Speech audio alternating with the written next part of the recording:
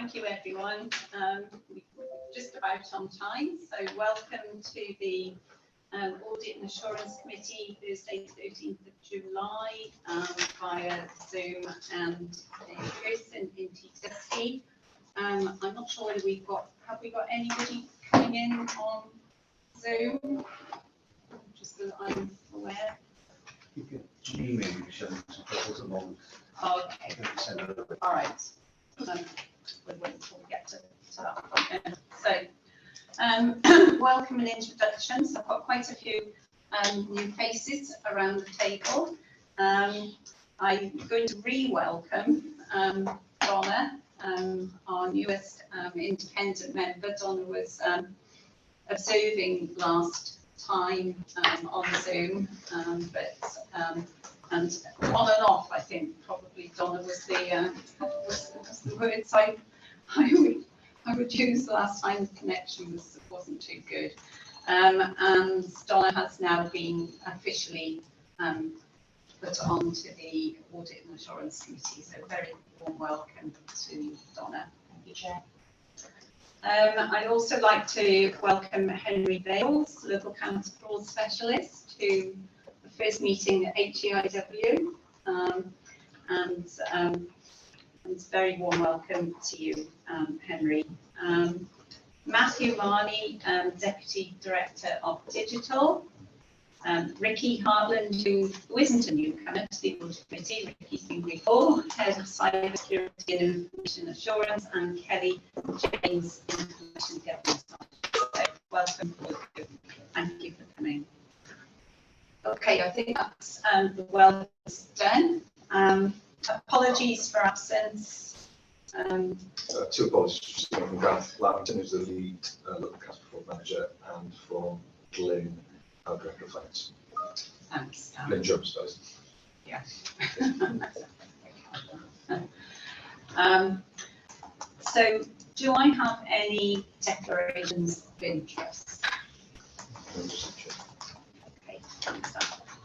Okay, so item 1.4, the unconfirmed minutes of the Audit Committee of the 23rd of May. And if I take those first for accuracy, and if I could get them on the screen, that would be really helpful. On page 1. Chair. Just in formal sense, it says I was present, but I was only an observer and I haven't been confirmed by the board as being a member at that stage. 1, page 2, 3, 4, 5, 6, 7, and page 8. Okay, can I take those as a true record of the meeting? Thank you. 1.5, the action log.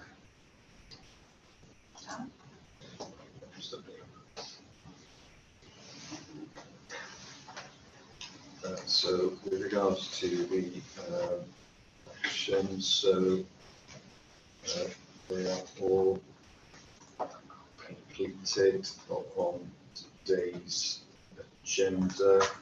There are a couple where we need to provide an update. So the first relating to item 2.3. So this is the issue around the meeting of council committee getting access to shared services. So that meeting has taken place and now stands the fraud to access information, so just to confirm that. And then with regards to item 2.4, we've got a available update provided to the committee around clarification of the map to provide the committee by Modine payments were made in payments instalments and what to be paid to Audit in Wales. So Martin to just begin to have that global update, probably what they call words to follow, I suggest. Okay. So, Martin, taking this one? Yeah, thanks. We have provided details of where the payments were made. In the end of May, we caught up with the payments that were due from October last year, and we paid those in early June. That they were paid. I think we still have an issue in terms of the timing of the performance audit payments, which I don't know if we pick up here or later, just in terms of the period that covers. I think, do you want to do that here now? Yes, Yeah. So I think we need to just talk about Andrew and a few provide an update in terms of the period that covers, so we can sign off the audit plan then just to be able to we're working on that one section of the audit provider. Yeah. I mean, in terms of I guess the audit period, I think committee sort of clearly we run it from November to October, and in terms of I suppose looking at that action, I think we've sort of uncovered a range of different challenges, particularly this year. So our normal period would be November through to October, and sort of when we did look into it, we found that we spoke to our finance team and we hadn't received the purchase order. We hadn't sort of triggered that either, which resulted in a delay in billing. So ultimately, the audit period from where we originally billed from actually was from June, but we basically retrospectively now caught up, so we've issued the invoices. So from that point of view, we're up to date. So this year is now sorted. Next year onwards, it's just a case of then making sure that we've got a purchase order trigger some sort of time. So in some respects, that was actually a useful exercise. I think neither of us actually identified that ourselves previously, so that was certainly helpful. In terms of then the timing of the performance audit work, obviously the invoicing does happen from November onwards, and we will undertake our risk-based planning. So we'll start some of the early work, sort of November, December, and into January, through to inform what we will include in the plan. We'll issue a plan typically in February. I think it was a touch later this year, but that would be the typical time we would do, seeking approval, and at which point then we would plan to deliver the rest of the work. I think the committee was probably mainly concerned about timing of some of the work that was in the plan, and particularly the local work. In the plan, I originally put in that we would start the local review from January 2024. The reason is I wanted to be very honest in terms of our resource capacity. At a point in time, we had vacancies in our team, and I couldn't guarantee that we'd be able to deliver that work any sooner. We've now recruited, and we should be in a position to start that work quite a bit earlier. So I think we're looking at undertaking the planning involved with that local review in September time, and ideally bring an issue, a draft in December time. So hopefully that will be pretty much within the calendar year. Appreciating that might still be a month out, but hopefully that will rectify the position. But it was very much a resourcing issue. What I didn't want to do is basically say to the committee, yes, we're going to deliver by October and not be able to achieve it. So just come back on the invoicing. We'll raise a purchase order in October, November for based on the current fees. We'll adjust then in the new year to make sure that the 12 monthly payments are made going forward. So I reach out there, yes, and that's a process that's adopted. That's what we'll do the same. Okay.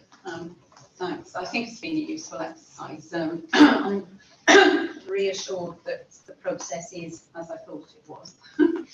That there's a continuum of payments, and I guess from behind the scenes, whatever went wrong can now be rectified in terms of who does what, and making sure that those bills come in on a regular basis and retrospectively adjusted.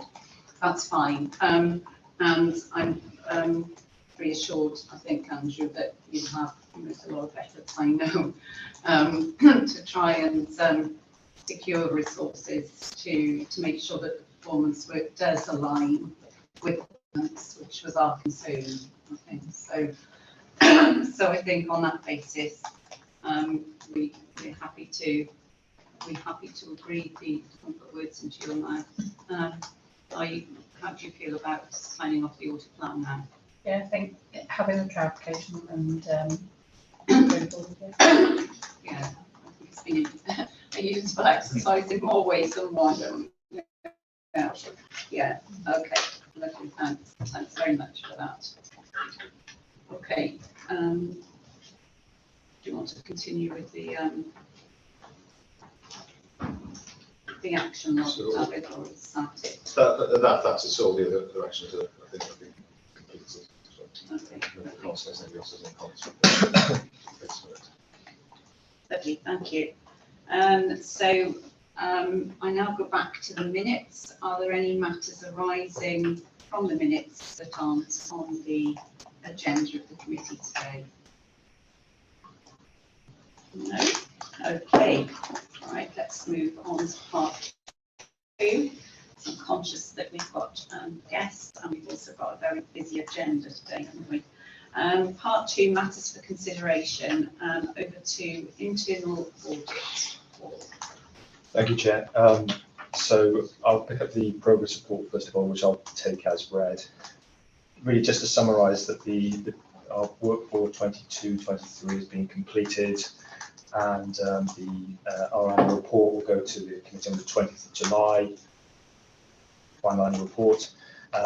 As you can see in the table 3.1, the performance measures, so that's those measures around how we respond to reports around, and similarly how the organisation does that, so green and positive. Just turn to the table, which I can see frustratingly has got it's called Plan 22-23, but there's actually 23-24. Some good progress on that. We've got a number of reviews ongoing at the moment. We're undertaking our field work, and as you can see, one of the reviews, which was titled Risk Management, which will be a focus around the board assurance framework, has moved back a little bit from discussion. I'm happy to take questions. Any questions? Not questions, but just positive to see the increase in percentage turnaround, that you mentioned on the table, so that's really good for the action. I know there's a paper from the execs on that, but yeah, it's really good to see that. And rather boringly, it picked up a slight sort of hole in our metrics where we had our where we needed to. Myself and Dan had quite a long discussion about where things should land, but we've got there eventually, and it's been effective. Thank you, Paul. Do you sort of move on to the next item? Okay. Perhaps, I mean, if it's okay, perhaps we could take the SLA arrangements paper first. I'm just thinking, looking down the line of the agenda today, we've got a software paper from the organisation straight after, so perhaps we do the SLA first. Absolutely. I'll ask you to talk. Morning, everybody. So our 2 reports today are the last 2 reports for 22-23. So the first of these now is the service level agreement report. Our audit took a detailed look at the 3 largest of the SLAs, which is a single lead employer, services SLA, both with shared services, and the SLA for the provision of IT desktop services with Digital Healthcare Wales. Our audit looked at the documentation underpinning each SLA, including sign-offs, responsibilities, expectations, KPIs, the monitoring of the services provided, and how risks are managed and what reporting is being undertaken. The main finding for our work was that the single lead employer SLA didn't have any SLAs, and as a consequence, it wasn't being properly monitored, so it wasn't included in the performance monitoring reports and the meetings, the quarterly meetings. Other recommendations were made in respect of the completeness of the contract register and SLA documentation held. So in total, we raised 4 recommendations, 1 high priority, 2 medium, and 1 low, and this resulted in an overall opinion of reasonable assurance. That's all I want to say on it, really, if anybody's got any questions. Any questions?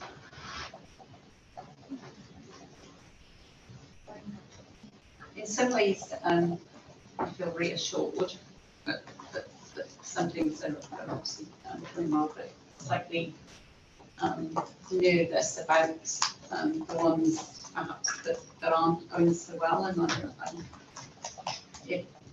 with the same organisation, if I've understood you correctly, are you saying that the meetings don't include SLE?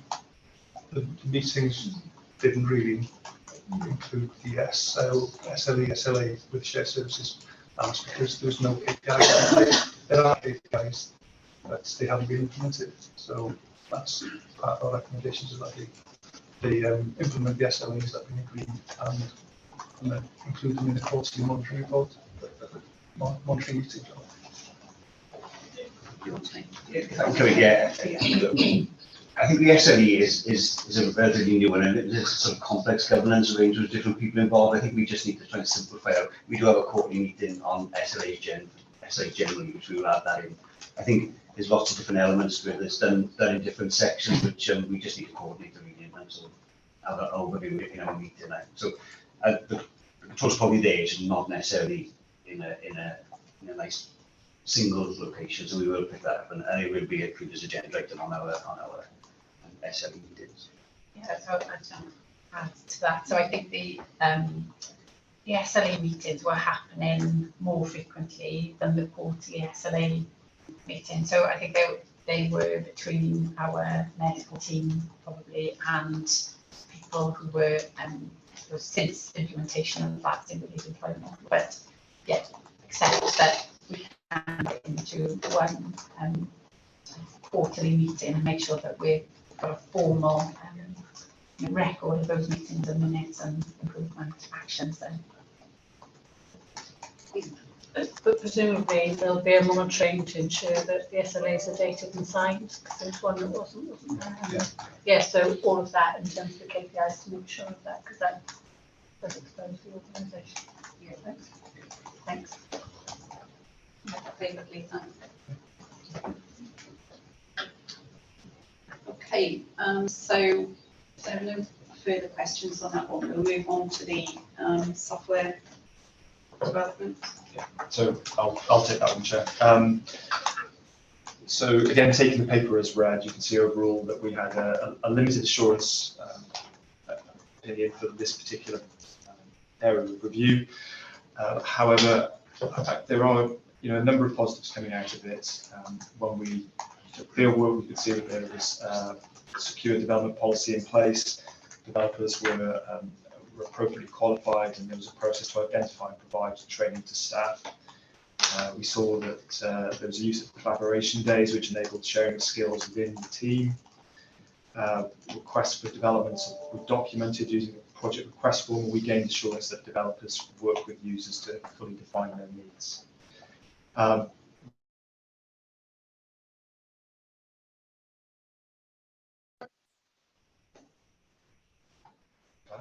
With a separate environment for production, and we confirmed that this was the case. Source code was kept secure and backed up, and there was a process in place for code review, quality assurance, and testing. So just to draw attention then to the reasons why it was limited. Primarily, these were around actually having formal procedures in place. So for the software development, which set out how to comply with the policy, and no formal documents, no formal statement about how to manage projects and how to use the appropriate methodology. So there needs to be some documentation around quality assurance process and code review, and our testing identified that some of the documentation wasn't always signed off. But I think generally from our discussions, there was a sense that these things were happening, and the things that need to happen were happening, just that sort of formal evidence that that's what we couldn't really see, which is why the opinion I think is a limited assurance. I'll offer to take questions on this. Okay. Any questions? I think the risk to the organisation that when you've got a design and scope that is not actually, it hasn't gone back to the individuals within the organisation that maybe have asked for that particular piece of software or design. And I just wondered if we're on the it says we also know there's minimal evidence that a final design and scope was agreed with users prior to start development. So if they started the development and then there were some hiccups, is that a risk to the organisation, increased financial costs to alter that? Well, I guess in essence it sounds like it possibly would be. Yeah, and the cost of IT is huge, so that is concerning.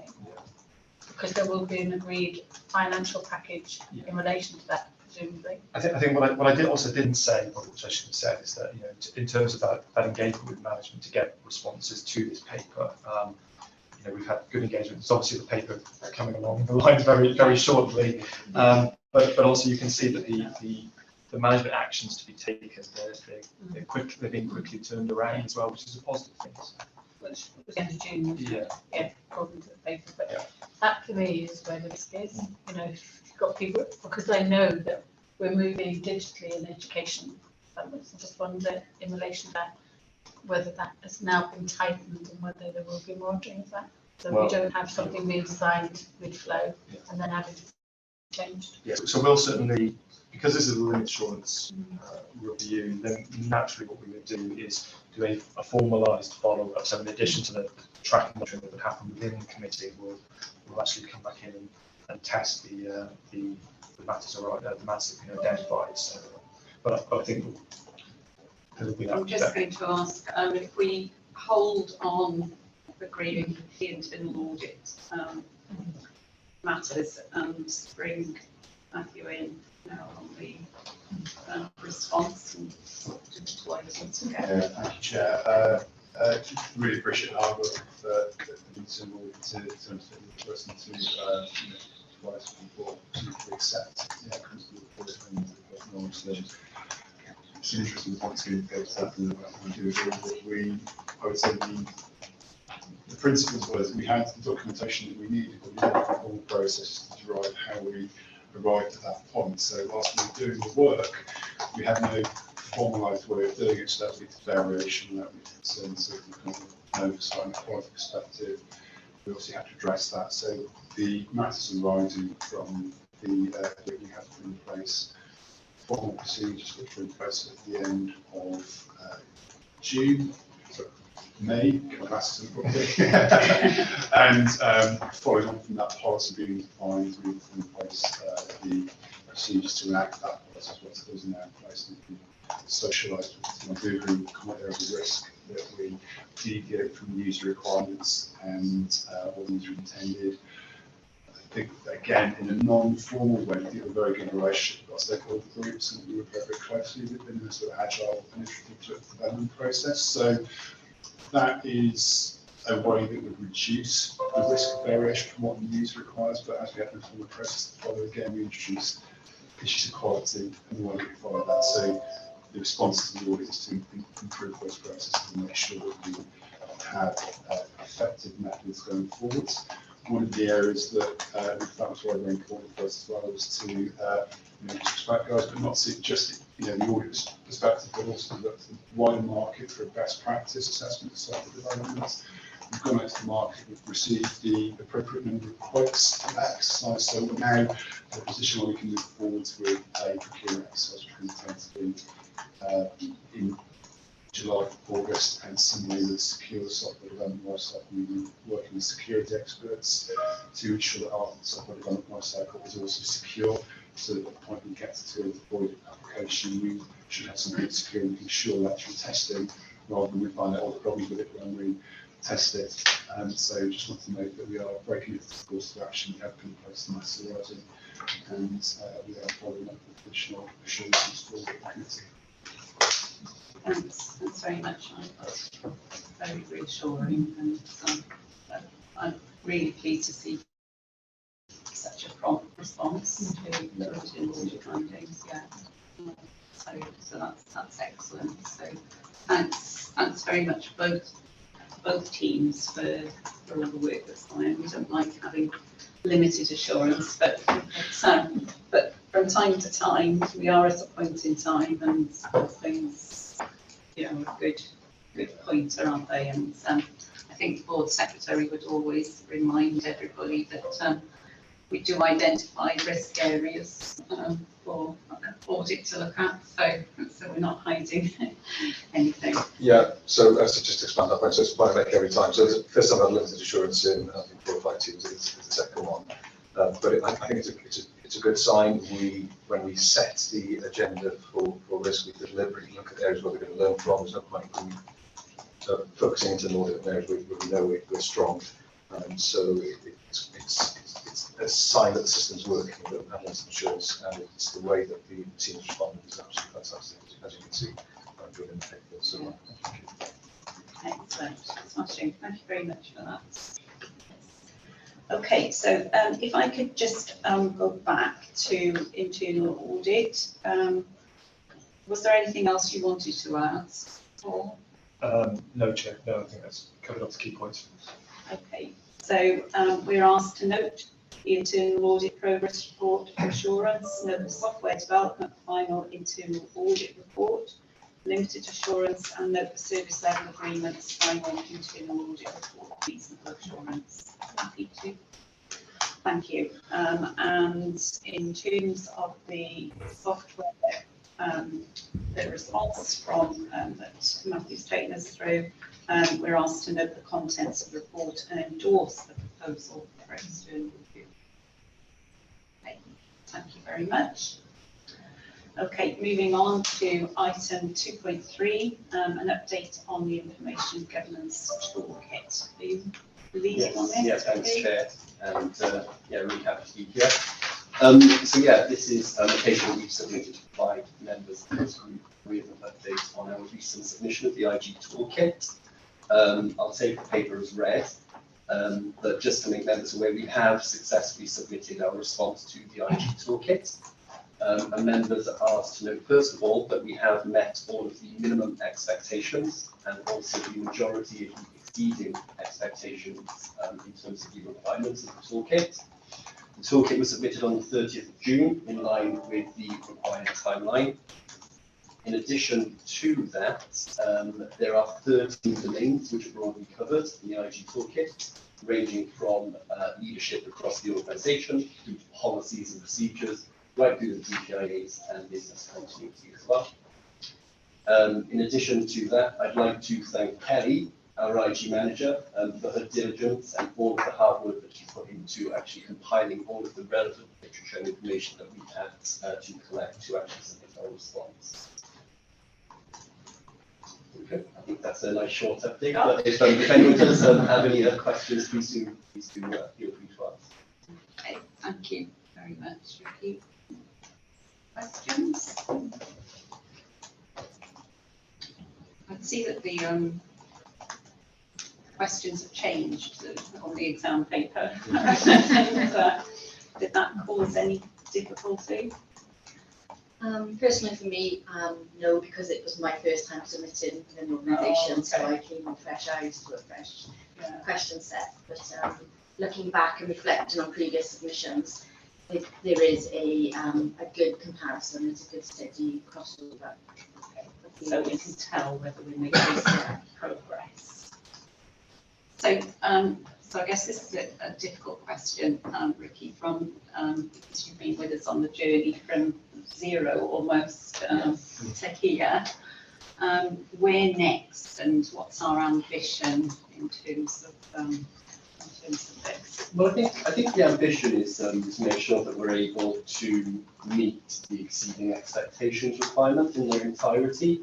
But very much like security, IG is a continuous improvement program of work, so we are working to continually improve the information governance and raising that level of information governance throughout the organisation. And the key areas that we're focusing on at the moment is education and awareness as well. So making sure that staff are completing their staff and man training related to IG records management, cyber security. But in addition to that, we're looking at developing a information governance staff hub as well, to provide a wealth of relevant information and guidance to staff as well. That all sounds great. Because it's one of those subjects, isn't it, that people think, oh, I don't know what that is. I don't want to go near any of that, and yet it's so critical. And I know the audit committee was disappointed in the mandatory training figures in terms of, so anything you can do in terms of education and awareness, I think would be very supportive. Yeah, and there's almost certainly improvement activity that's happening at the moment. I think we are seeing a steady increase in the number of staff who have actually completed their staff and man training. We have some further information with regards to that later on. Which I think, Oh, okay. the I don't want to committee- spoil your the committee will welcome, I anticipate. Although I don't want to, Yeah, okay. Just hold that thought. I think we're also, we see it as our mission from a security and IT perspective to educate our staff as best we can and to make sure that they're equipped with the awareness, guidance and knowledge is absolutely essential in that space. And I reiterate that as well, and I think that there's been, especially since Richard's appointment, a considerable change in the culture and the feel around cyber. The awareness has arisen and moved away from the old odes to different. So hopefully, I think it's tangible. No, I can see it, certainly just from the things that have come through to the audit committee. It's been, a really good improvement journey. So it was one of our, well, it'll always be a red list, but it was one of our real issues, wasn't it, at the audit committee at the start? Oh, yes. Yeah. Fantastic. Okay, so thank you so much for all the work that's gone into this. I don't really appreciate until you're in the middle of something like this, just how much effort goes into a return, and we look forward to the next update. Oh, yes, David has just reminded me that whilst you're very welcome to stay throughout the whole audit committee, if you do have any pressing needs, then please do feel free to make an exit. Thank you very much. Thank you very much. Okay, thanks very much.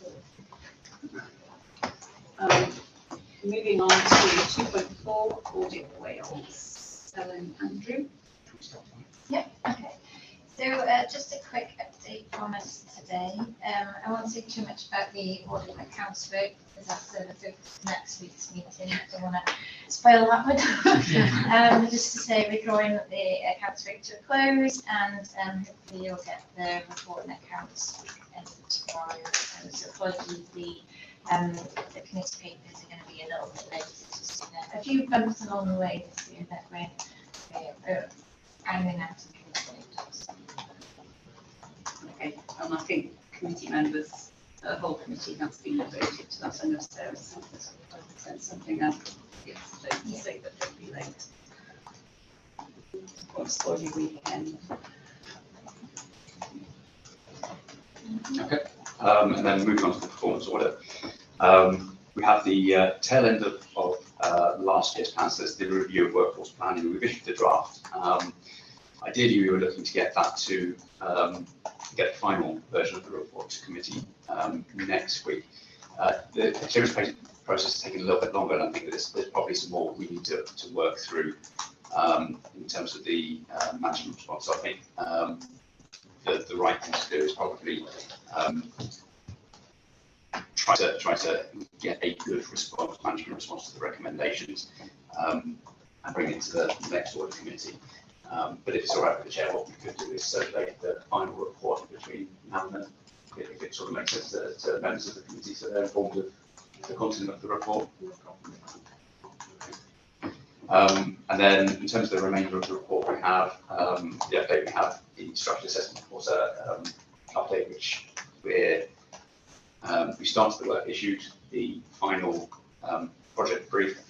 We're doing a lot of desk-based work at the moment, but we've got observations coming up with the committees and board ongoing through July, as well as the interviews which are scheduled.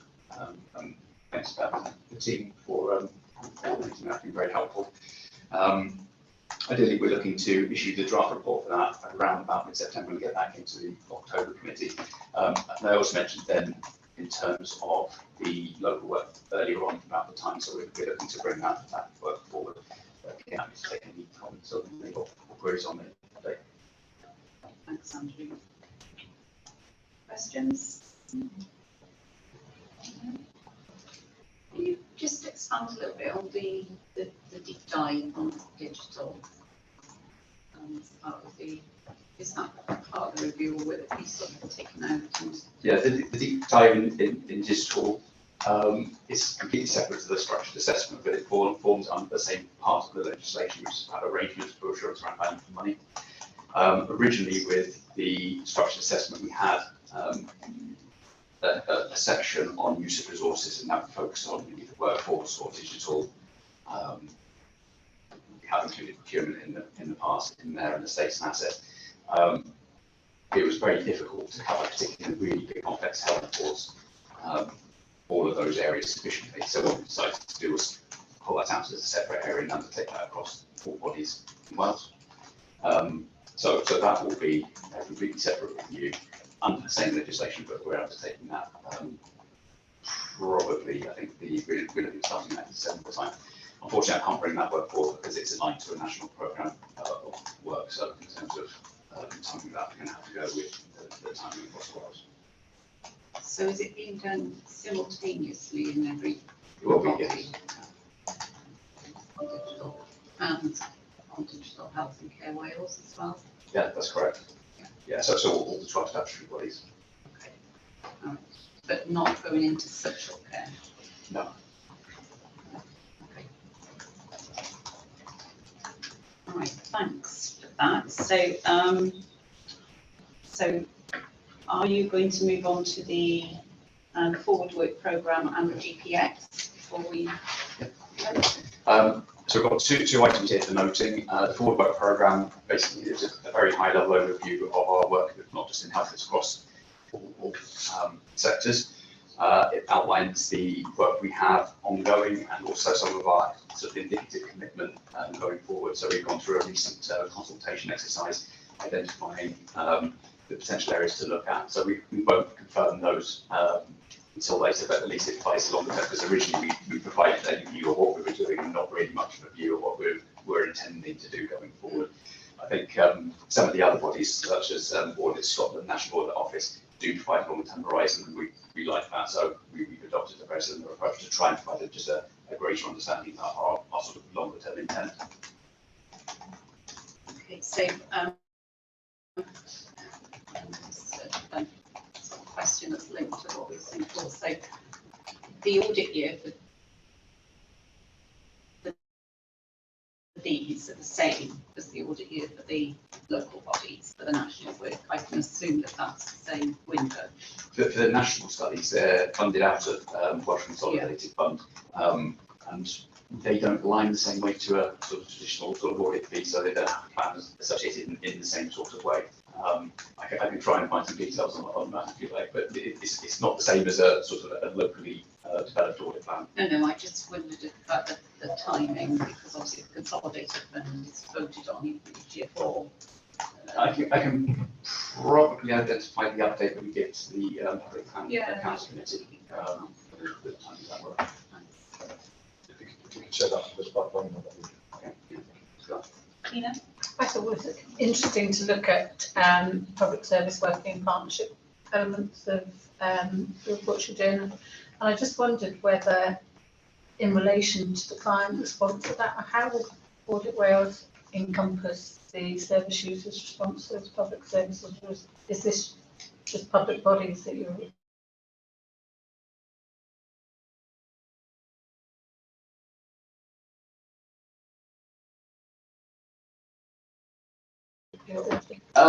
It's That's a bit of a side, but I think it's interesting to say it's all already. Yeah, so some reviews we do have sort of as part of our methodology, we will include service user perspective. So it is really very much based on the type of focus of the work.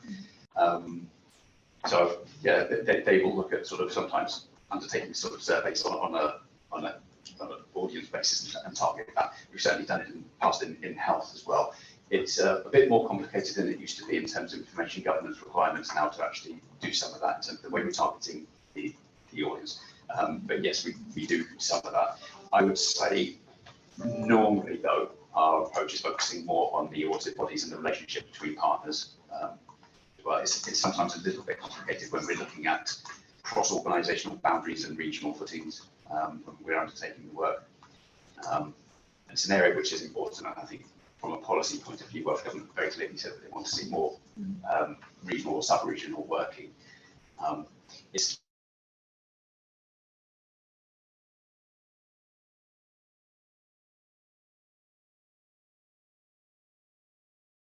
slightly more difficult for us to do in terms of when we're looking at something which crosses boundaries. When we undertake it as part of a national study, we'll look at it from a top-down point of view and look at that sort of thematically, what's the areas we're looking to answer and involve the audit bodies, the stakeholders as needed. It's just slightly more complex. So, for example, we're doing an unscheduled care review. When we're undertaking that, for example, in North Wales, we have Betsy Cadwallader, which is obviously a key partner, aspects of the ambulance trust and unscheduled care. But we also have with the social care interface, all the 6 local authorities as well. So then we're trying to bring sometimes quite different and difficult messages across the piece. So as I said, we've got slightly different approaches based on the type of work. If it's a partnership review, we do that we can do it through our local statutory work. When it crosses other boundaries, I think we end up using the national thematic powers that we have. One of the reasons I'm asking is the impact that would have on the need for the workforce. Because if you've got partnerships and you're coming out with an audit where you're looking at those cross-sector workings from a client's perspective, what does that mean for the training and future workforce? And given what the First Minister said about the population in Wales, we haven't got the people coming through because the young people don't exist in numbers to be able to deliver. You need the people to train. If we're looking at your working partnerships, it'd be interesting to see what comes out of that from a client's perspective of how they perceive the services. Sometimes you think about 16 people delivering one component part of a health or social care element, and from a client's perspective, 16 individuals going in to ask the same questions. I just wondered whether that's going to be incorporated in that, because it does affect, I know it's, a helicopter view, but from our perspective of training for the future workforce, whether we should be looking at the outcome of these audits to see whether there's an impact. I think so. I mean, we're starting in terms of the wider workforce reviews we're undertaking across the world. We're sort of, I'd say about halfway. We've got some which are just coming to drafting reports, some in the middle of field work. Some of the messages coming through on that are very much around the interface we're seeing with the local authority partners. We did specifically look at social care, but we're certainly seeing those sort of concerns arising.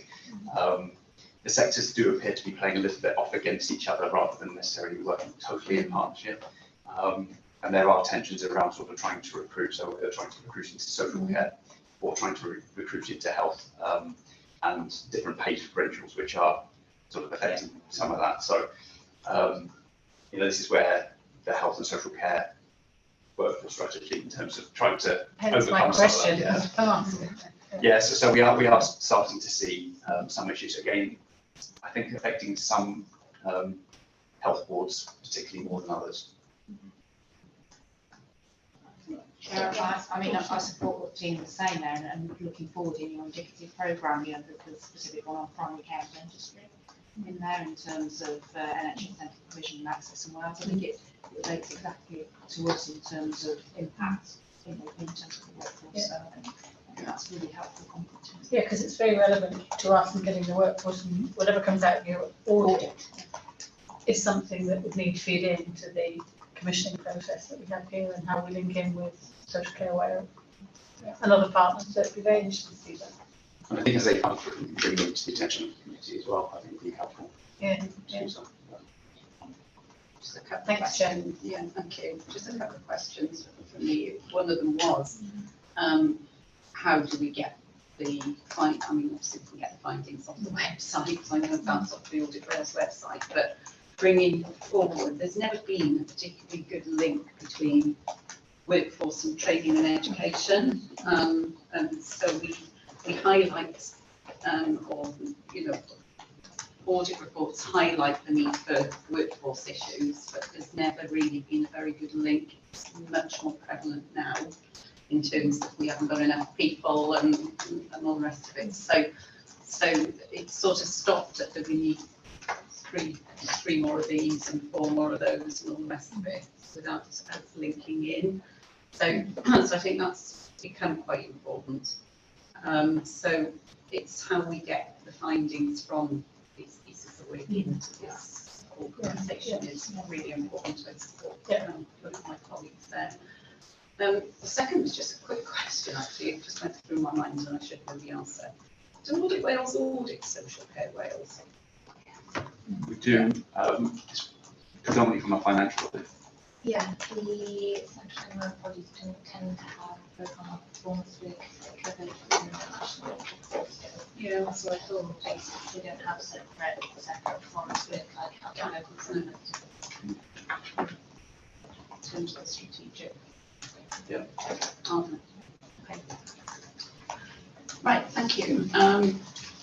That's a helpful discussion on the way going forward.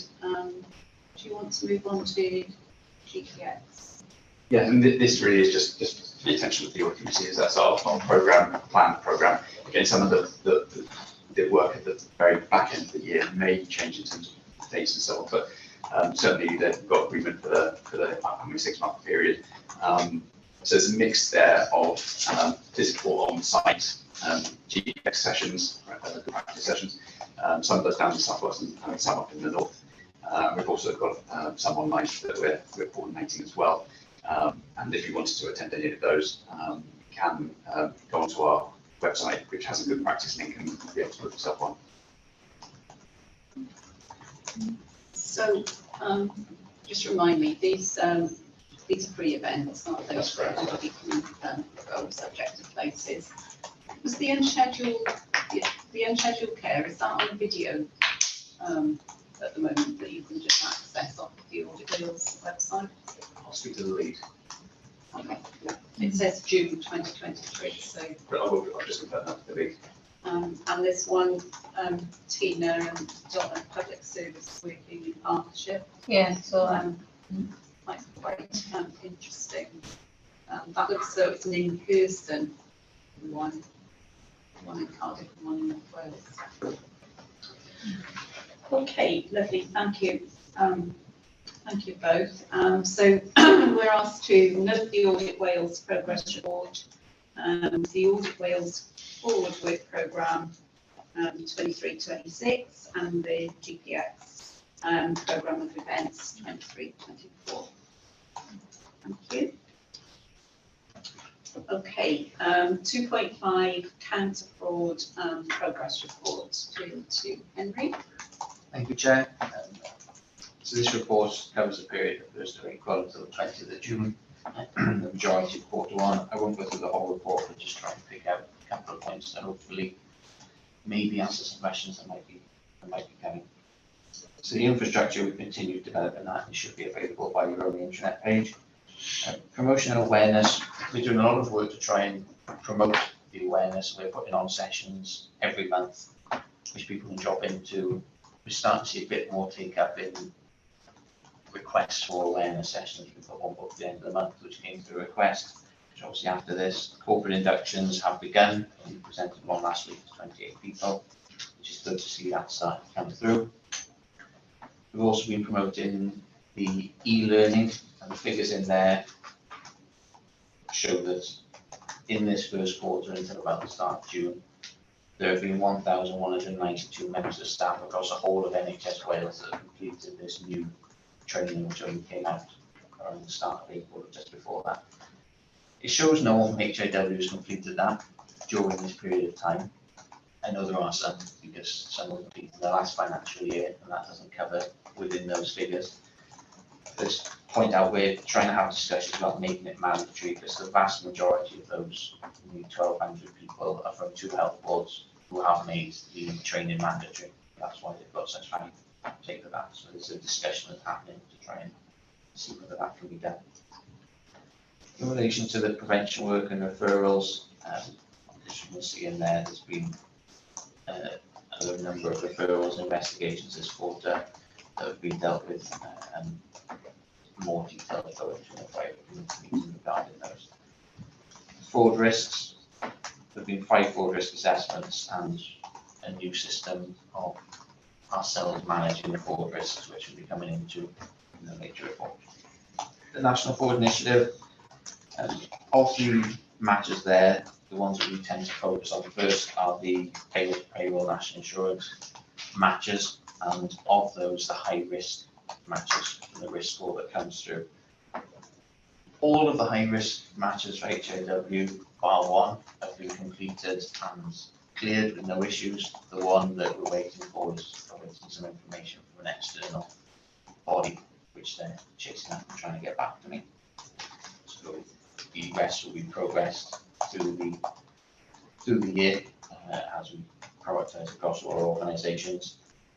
And the note at the end, which you would have seen regarding declaration of interest, you can send out essentially a check notice that an area didn't have declarations of interest for the staff. It's a bit of a idiosyncrasy, if that's the right word, in that to have the role, you're required to have a secondary role in order to do it. So I think it's a bit of confusion as to whether a declaration of interest was in fact required, but in order to make sure we covered the requests have gone in for those to be done. And the final bit is the NHS Counter Fraud thematic engagement exercise going forward risk. The whole report is in there as an appendix. I won't go through it too much. It's essentially an exercise was carried out by the Counter Fraud Authority last year.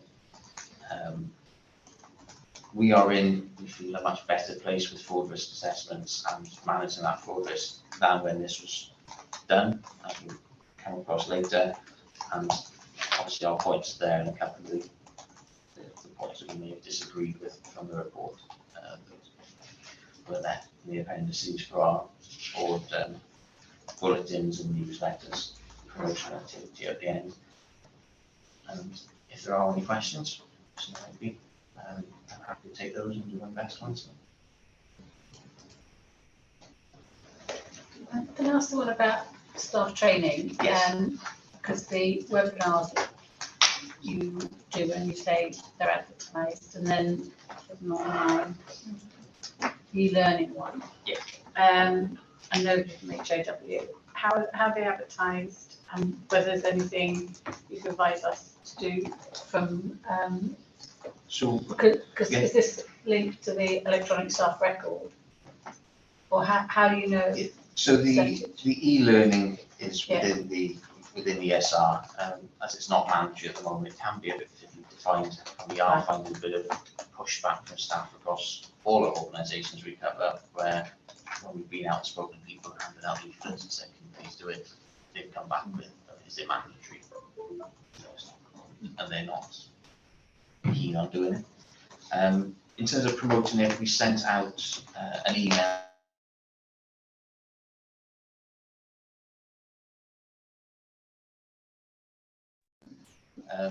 for champions and the directorate needs to disseminate down, which contains the information about how to access the e-learning. Can be a bit fiddly. The Count Fraud app, which is being brought out by shared services, and also our webinar sessions. So that was put out in that email. We do also regularly contact the communications team, so we tend to speak to and ask for emails to be sent out on, not emails, but SharePoint notifications, because I know all staff emails aren't a done thing in the organisation. So I ask, because I haven't got access to the SharePoint site to promote myself, but that is done through the comms team and sending out the new webinar events. They put them out about 6 months in advance, and they are there for anybody can book in and do. We try and just remind through the SharePoint promotions and sending out the emails to disseminate down. So hopefully, if it's coming from the top team, do it for people more time. I just wonder, Chair, in relation to, because we picked up some potential bursary for things in relation to that, whether there could be something that the exec team could actually try and engage positively with the staff, because if there's no responses. Yeah. Okay. In relation to the bursaries as well, I did mention it here, I can't remember if it's in here. We are going out to, so the vast majority of the bursary issues and frauds are coming from externally to the organisation and the students around there. We've got a very busy September where we're going around, hopefully, all of the universities that provide training to students that receive NHS funding. So we've got about 5 trips to Swansea, we're going to Travers with Glyndor, University of South Wales and Cardiff to get in with their induction weeks to give a presentation to the students at that stage, so to basically raise awareness of it, because I think some of our girls coming in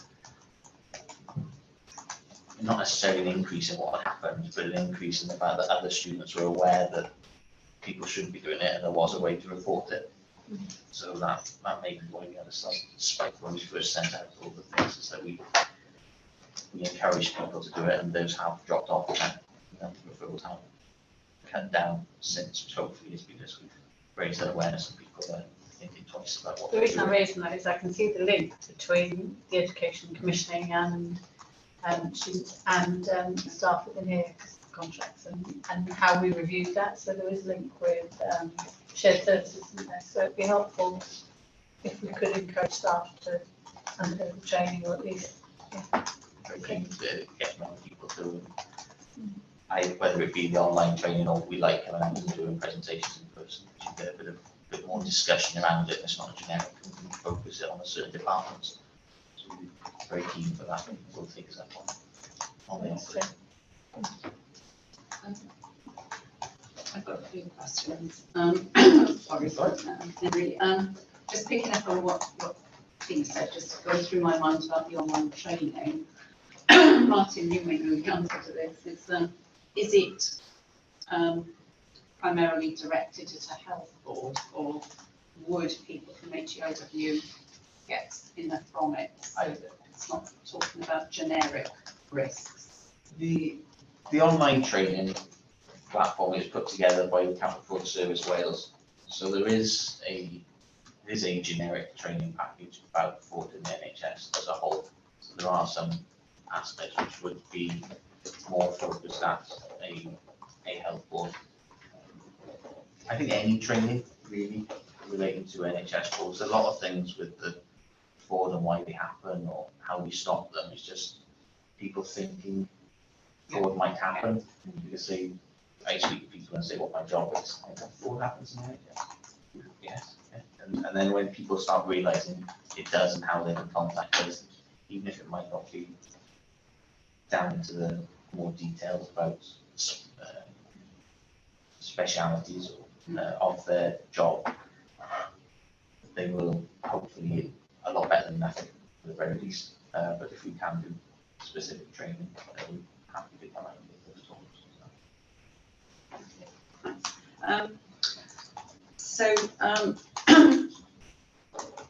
I've just got a couple of things. NFI, can I assume that that's now complete? Because it didn't look as though it was complete. Not all matches are closed off. We have gone through all the, when we go on to the high risk matches, because of our work that we have to prioritize across. So that's where we focus our aspect on there, and then if we're able to, we'll go through every single match. The 64 is potential, sometimes with that. There's no always. That's on the team's council. Oh no, I might pick it up.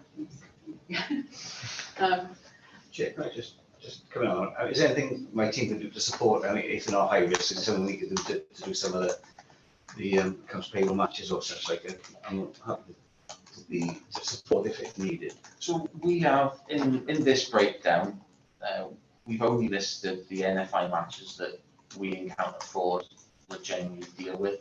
There are other matches for the organisation in relation to creditors and that, which are all dealt with via shared services who go through and deal with all those.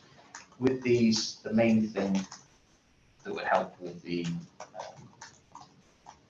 rest of the checks, the other ones would be the declarations we just register to review and see.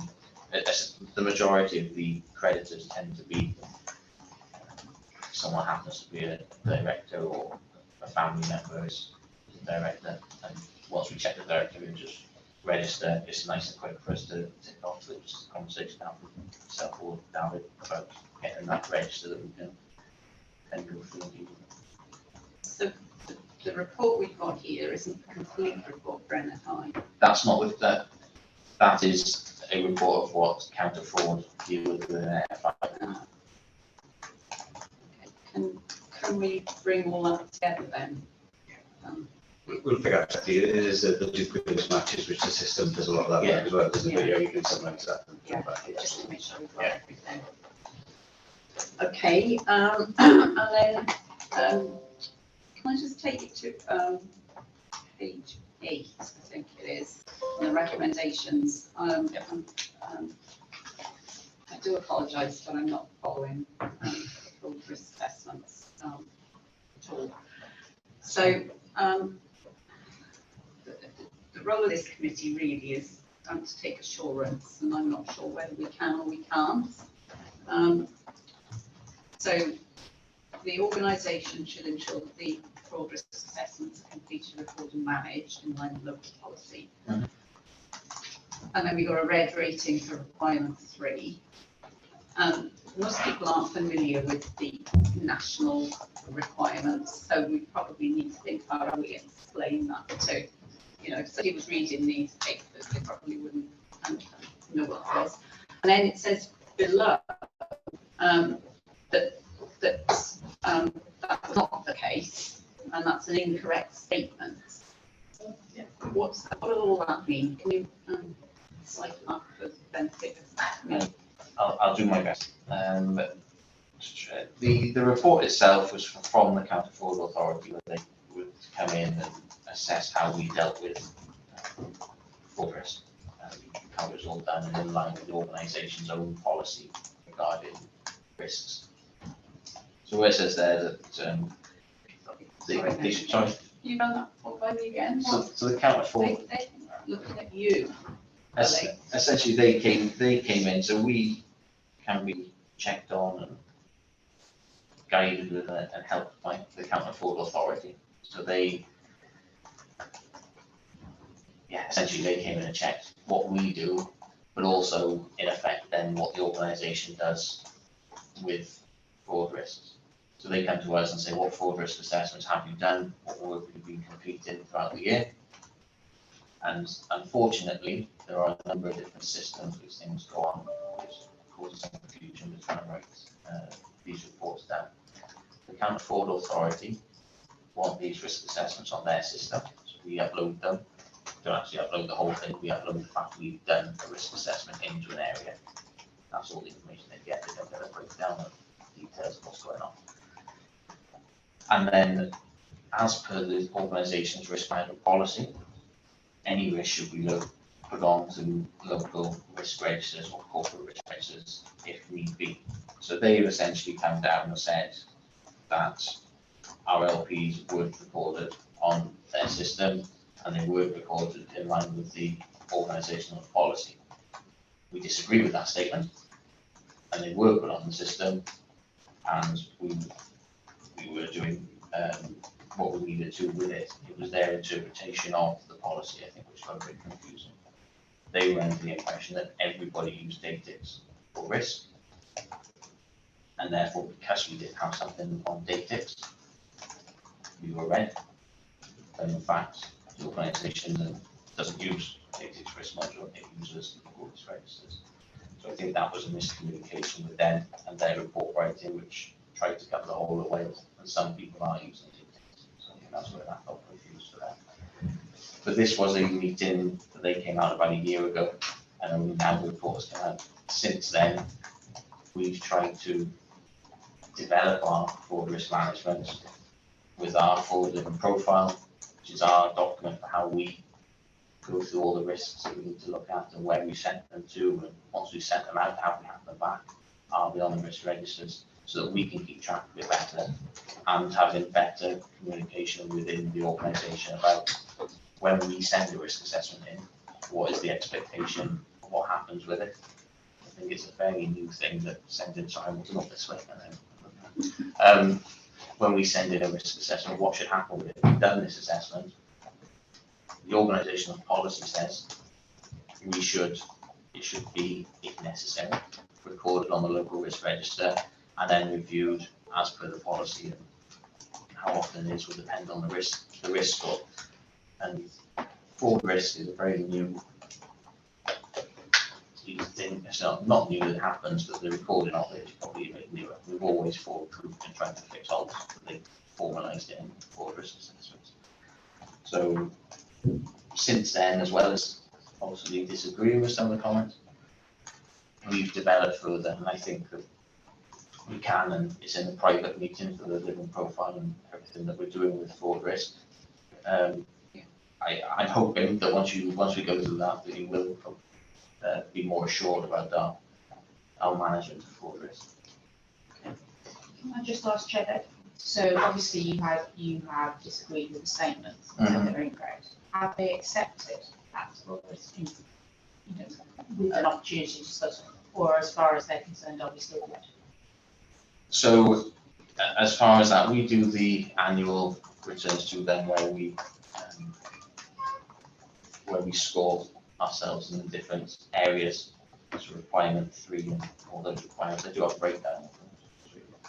I can't remember the exact title. But we go back every year, and we will be going back to them and a self-assessment, if you like, as a group. There isn't an opportunity that I'm aware of. I can check with Gareth when he's off, for us to respond to this in any way other than they provided us with this report. That's what they said at the time. So in terms of assurance, Tom's absolutely right. I mean, my question was, can we take assurance or not? No. It's not clear, is So it? this is difficult for the committee because in the same report we get 2 versions of the truth.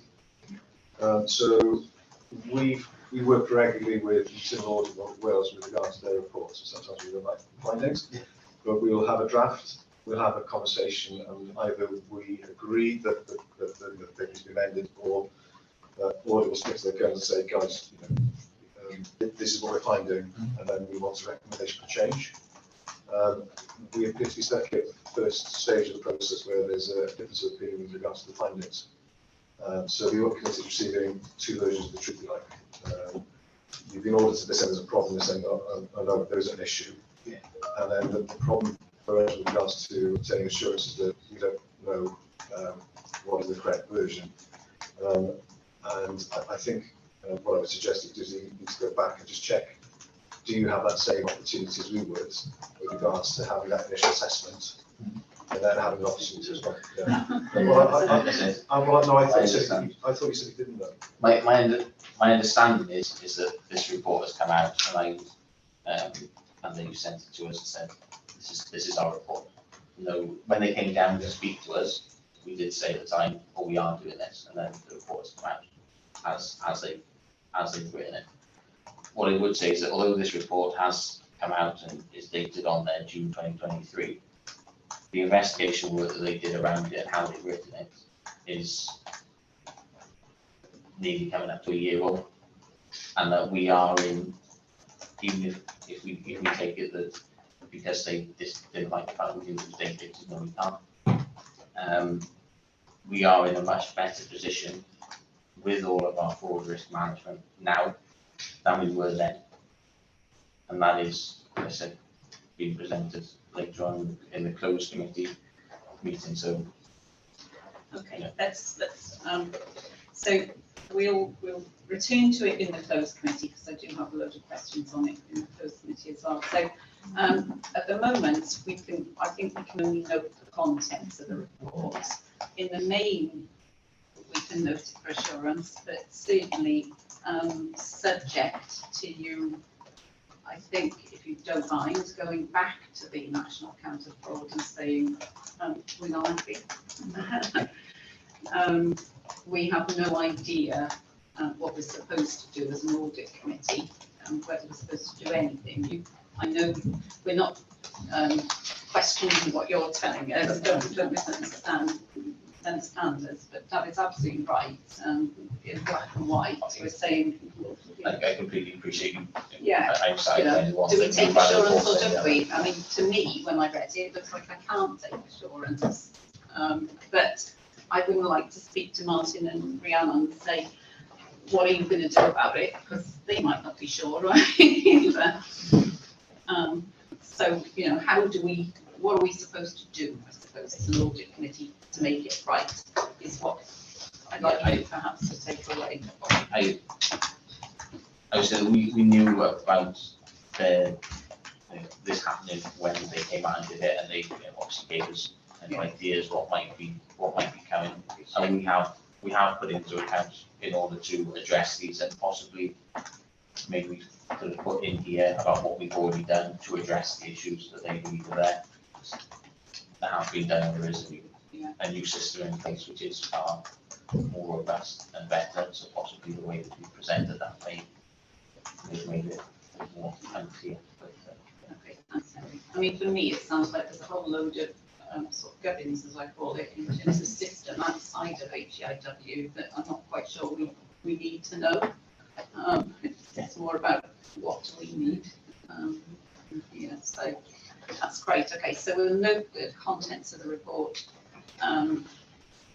That's subject to you coming back to us on whether we can take it or not on that, so we can cover it a little bit more perhaps in the closed session.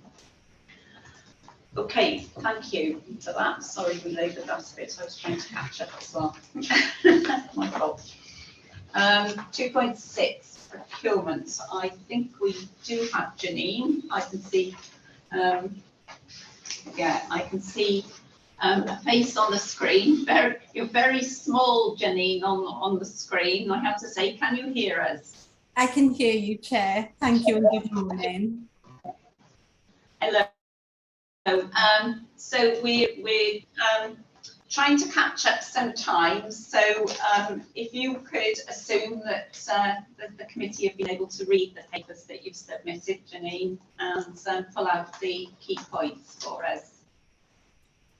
Good morning. Thank you, Chair. The first paper then is the procurement compliance report, which is presented for noting the report for assurance. It covers the period of time of the 1st of April 2023 to the 20th of June, and it represents 2 SQAs that were undertaken during this period, 2 single tender actions, 14 contract extensions, and 3 change control notices that were undertaken. I'm pleased to report there were no file notes during this period of time, which is very good news. And the appendices then breaks down what all of those numbers were in terms of the detail of the awards that were made. Thank you, Janine. Questions? I've got a couple of questions about some of the new contracts that you have. Yeah.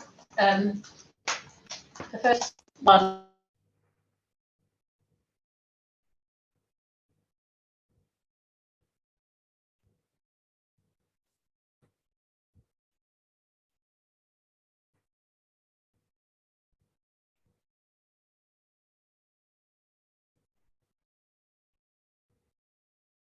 £5,000 offering new opportunity. Is that an annual contract payment, or is that a lifetime? Apologies, the internet dropped out. Which one in particular was the question related to, please?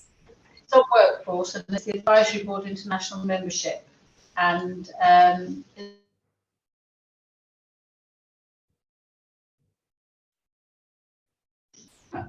I can pick up. Sorry. oh, can you? Right, it was for an initial period with a potential extension. It's 3 years, was it 30,000 a year, something like that? It was annual fee. Yeah, so the 165 is the entire period of the initial contract plus the extension. And if you remember, I think the question on it came up previously, and I shared information about that is. I can resend that to you. That's the reason I'm asking. It says first submission. So in relation to that, is it going on, and how will that be monitored in the future in terms of qualities and outcomes and what we're going for? Shall I come in there, Chair? So this is a change control notice, and so it's bringing to the Audit and Assurance Committee's attention that we've had to make an adjustment to a contract award that was made. So the contract award was made for 168,000, and that was made following a procurement exercise that was undertaken and a formal award of contract that was made. So this additional value was to cover a matter that was missed within the original award, but was contained within the specification to cover travel and sorry, I can't say that word, for the purpose of this contract award. So the change control notice there made the amendment to the original contract award notice. So it was part of the formal tender, but it was missed from the contract award. So it simply makes that amendment to the original award. Sorry, Jenny, that was the wrong one. Is it on the next paper? Is the advisory board one? Oh, so I think I just heard 160k. So is that the next paper I'm presenting? Is it? Yeah. That's what I said. If you have to check and reach ask those questions in relation to that. Yeah. Yeah. And Oh, sorry, I'm lost as well. Are we looking at Sorry. this is two, Sorry, Gina. this should be 2.6 launches, the, Procurement compliance. Yeah. We're on the annual. sorry. Sorry. can I ask whether I could ask Yeah. the question in relation to Act 1 and 2? Okay. You want me told that? I'll do it for a minute. Yeah, okay. Yeah. Well, you're thinking of the answer now. Yeah. Okay. Yeah. Okay. Any other questions? Janine, I know you've heard this so many times, and so has Rhiannon and Martin, I guess. There are an awful lot of these still. Don't seem to be reducing the number of single tender actions. Now, I don't know if that's normal or whether that's because we are different. But there are still some on here who, one that I picked out was Cornberry. I couldn't for the life of me see what was specific and bespoke about it compared to other management diagnostic and assessment centre type things. So I hear that we are challenging, and I know you've endorsed them all, but that one just struck me. Were you involved in that one? Yeah, so all of them, I do see all of them, and they go across to my head of procurement for endorsement. When they do come across, they are presented to us as to be, describing the absolute detail as to why they are bespoke, why they are the only provider that can provide this. And there is some more significant detail within the documentation set that details that. I must say there are some that come to us that are rejected on the basis that we do not believe that to be correct. But on the ones that have been endorsed, they are because there is sufficient assurance provided within the documentation set so as to advise why it has to be that provider to deliver those services. In terms of the large number of STAs and SQAs, I do believe that likewise across Wales there are, in all of the health boards there are significant numbers that go through. I think particularly in the case of HEIW, it can sometimes be because of the specific nature of the training that is required and the limitations out there within the marketplace that drive the numbers that come through, or the specialisms that are there, like for instance what was represented with the Corn Ferry element there, or you've got individual HEIs are the only HEI to deliver that type of education. So that is what I've seen in the past year since being enforced. And I wish to give assurance to yourself, Chair, and to the Audit and Assurance Committee that we do at all times challenge. And I had a request come in yesterday verbally, and it was absolutely not, that is not appropriate. We are challenging and putting a stop to ones that are not appropriate. Thank you. And I can see that some of them are if it's the only body that does, that sort of examinations, then it's a no-brainer. I'm happy with this. Can I just ask for a little bit more detail on that particular one in terms of the challenge and what was compared on the Corn Ferry one by email? not to prolong the committee now, Janine. So I need to go back to the Corn Ferry documentation set to remind myself and bring that forward. Yeah, outside of the committee, that would be fine. For members committee, thank you. You could send that to me, Janine, and I'll share it with members of the committee. Okay, thank you. Thanks. And I'm moving on to the annual, sorry, can we note that report for, oh no, they're both. That's confusing. So can we move on to the procurement compliance annual report? Then we'll note them all. Thank you. Is there anything you want to pull out here, Janine? This is a summary of all other procurement compliance reports that came to you over that 1 year period. So it's a summarisation that shows you all that came through within that given year, and also they're also within the appendices. So everything that's represented in the annual report has come in front of the Audit and Assurance Committee previously and has been noted. Okay, thanks. Can we pick up Tina's question? Yeah, that was the appendix. Sorry, Tina. Yeah.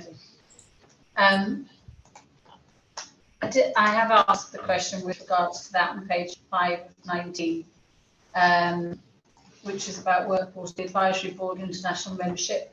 And this first submission, the total value was 165,768.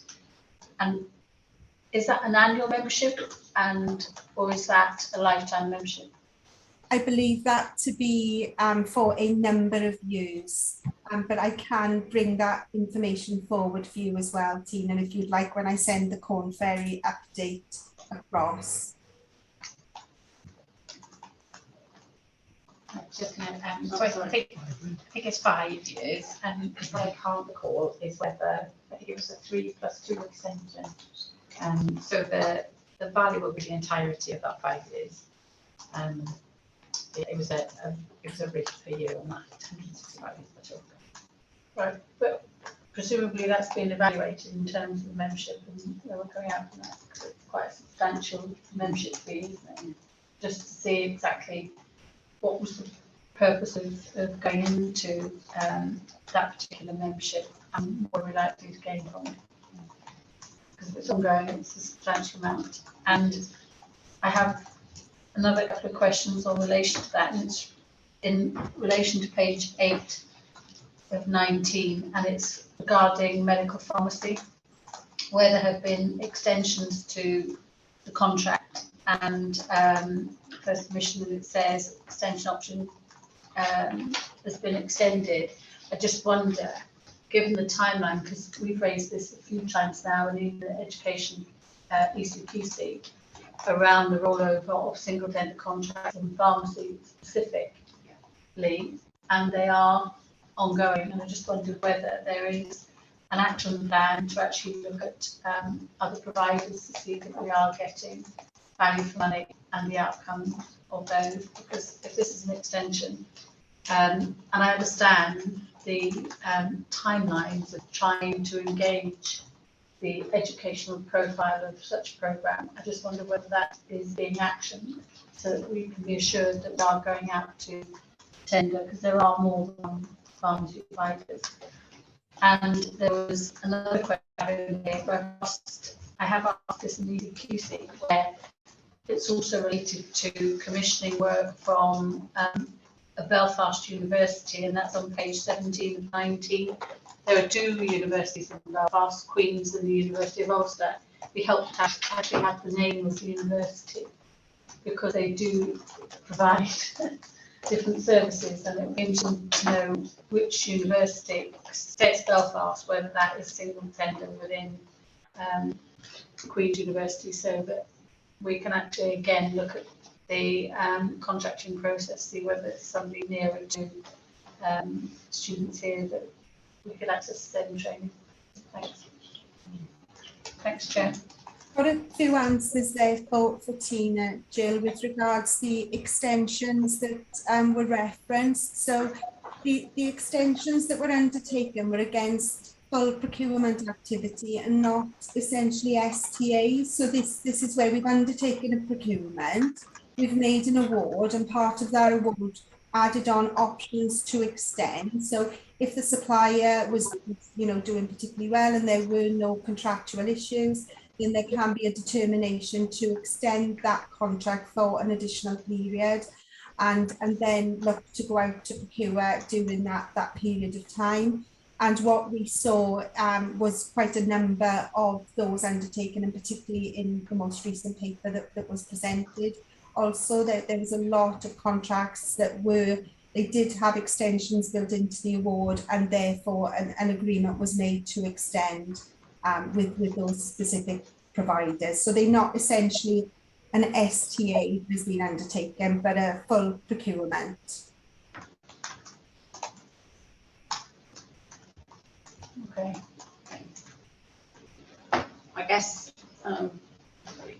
we could go into each one of them probably in detail. So perhaps we need to draw a line and keep our eye on this space going forward, because it's been a concern of the committee, as you know, Janine, and building the market's a really important part of the whole space. And I think certainly from Tina's questions, I think we need more assurance that people have got that in their sights in terms of building up the market, and not just continuing with what's always happened. So I know you do help with that, says very clearly. So I guess it's more of that. Just to confirm, with regards to the specific examples raised by Tina, we'll circulate further information by email. Okay, thank you. And clarification on the name of the university in Northern Ireland. Yeah. Okay, so we asked to note the report for assurance, appendices 1 and 2, and note the compliance annual report. Happy?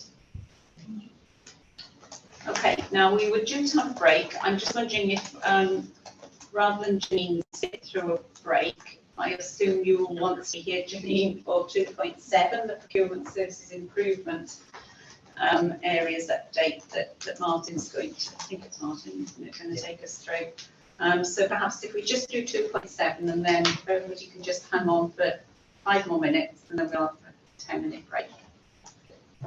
Thank you, Chair. This paper just gives an update on the work that's been done a number of years in both the Audit and Assurance Committee on the procurement processes generally within HFW. Last week in April, I brought a paper outlining the current work plan and the next steps that we've been developed in consultation with the procurement team, and considered the Deans and Deputies group over the past few months. So the paper really did 9 actions that we were progressing at that point, and they set out in Appendix 1. I won't go through those in detail, but 5 of those actions we completed. I guess the most important of those for me really are sort of planning out procurement requirements, which will help to reduce some of these STAs and SQAs going forward, because the team are engaged in the process and understanding what's required of them. We've seen a big improvement in that. Provision of high-level training and offering more detailed support. Janine's team has done a number of sessions with the management teams over the past few months, and has offered additional support to people as required. And also got the reporting and highlighting issues process, where I think previously there's probably lots of people talking in the background, but now it's formalised. Report goes to the Deans and Deputies group. A number of reports went this week as well. So they've been completed, and it's really tightened up the process a lot. 3 items are still being worked on, and I've given timescales on the completion in the report. And one of the items isn't going to be progressed, but we're going to review that going forward as needed. I think there's still a lot of work to go. The performance has significantly improved over the past few years. I think engagement from the teams has been a huge part, which Janine has led, and that's really helped us improve the process. And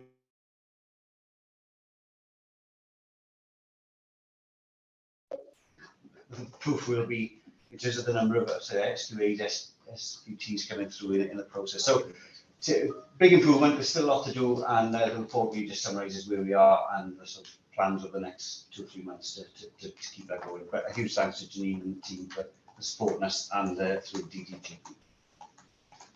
So I have. Lovely, thanks, Martin. Any comments, questions? I mean, just to extend real thanks to Janine and the team and obviously the finance team.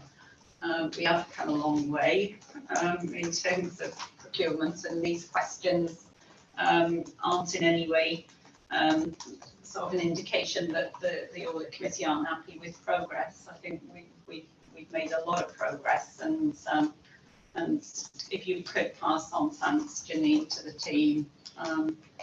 We look forward to continuing with our upwards momentum.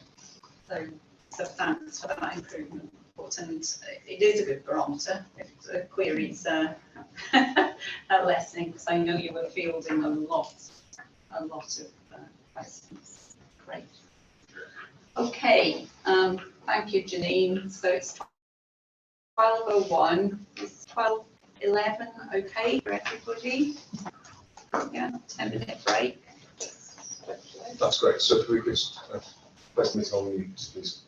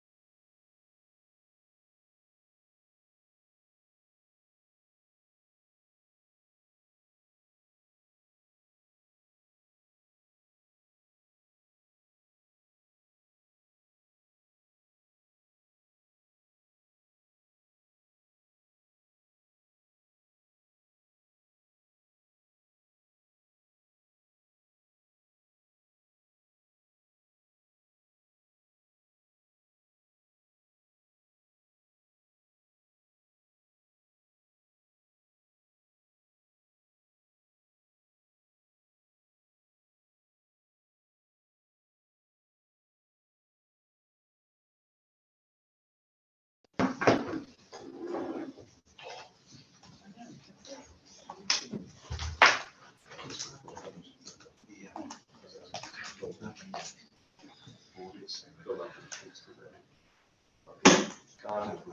so, Fiona, to go, so. What is it on? No. That's right, right.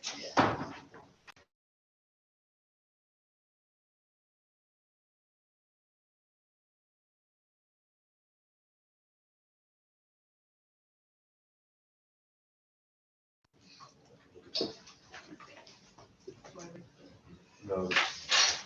It's on. Okay. Okay, welcome back, everybody. Hope you've got a quick chance to stretch your legs. We're on the home straight now, I think.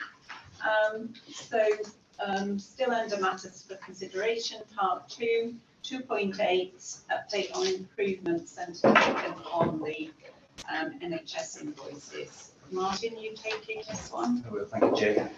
So, as members are aware, NHS Wales organisations are required to pay at least 95% of non-NHS invoices within 30 days, and it's measured cumulatively over a financial year.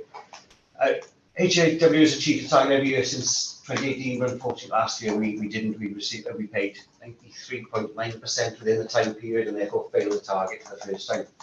It was disappointing for us within the team, and work had already begun to identify the reasons for the failure, but the Audit and Assurance Committee asked us to produce a report just to go through the reasons for it and what we were doing to reduce the risk of that happening again.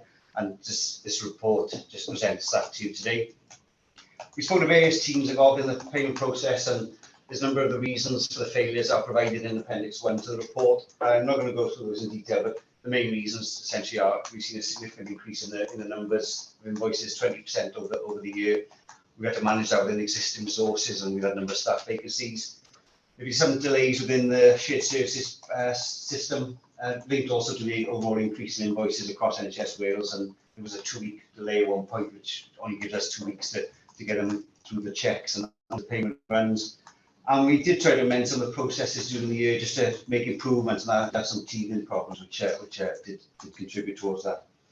So we looked at how we respond to these issues, and I provided some of these in Appendix 2 along with anticipated completion date. Again, I'm not going to go through those in detail, but we are going to look at who's involved in each step of the invoicing process, from the order through to the actual payment. We think we've centralised some of those tasks and given responsibility to individuals. As I said, the teams are going to help do that, and it will free up the members of the team to do their added value work instead of dealing with invoices on hold when they occur.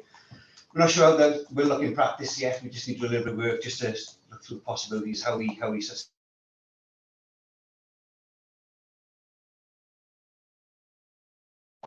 identify where the issues are in the system, so we can respond to them quickly. On the chart, you can see there are specific months when issues did occur, and if we had the information at that point, we may be able to respond slightly quicker.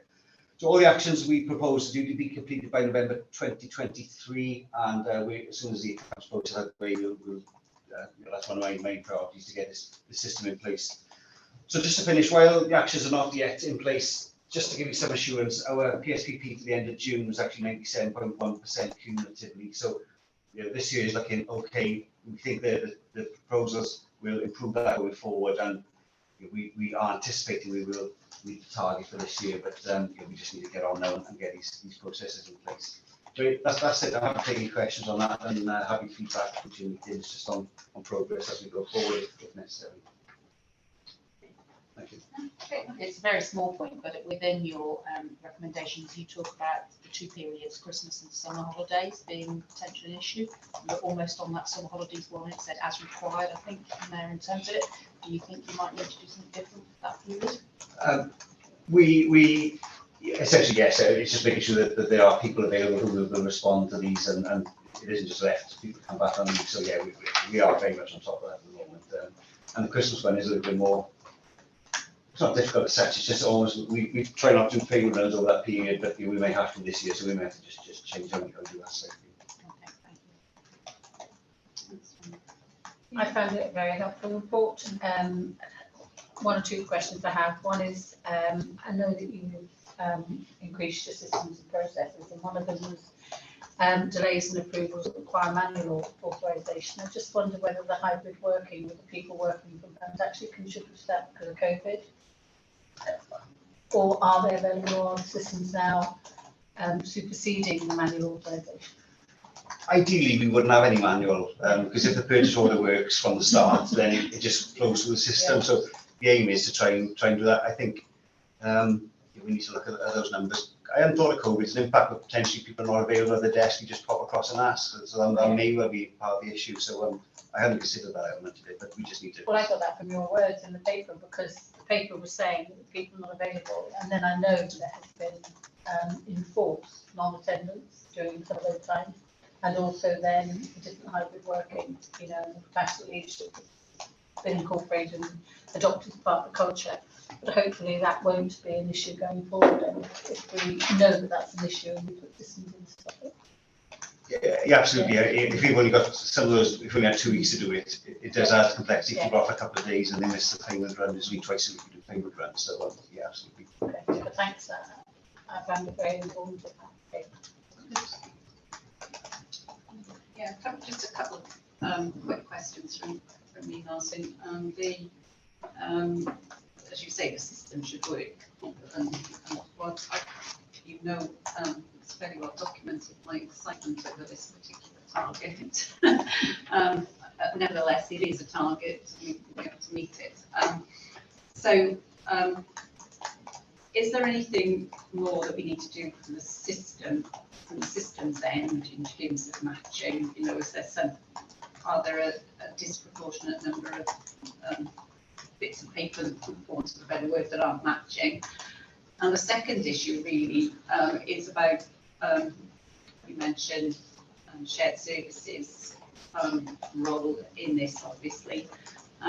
Did others miss the time? You know, did it have an impact on other organisations in terms of the payment targets? So is there something fundamental that we can't put right?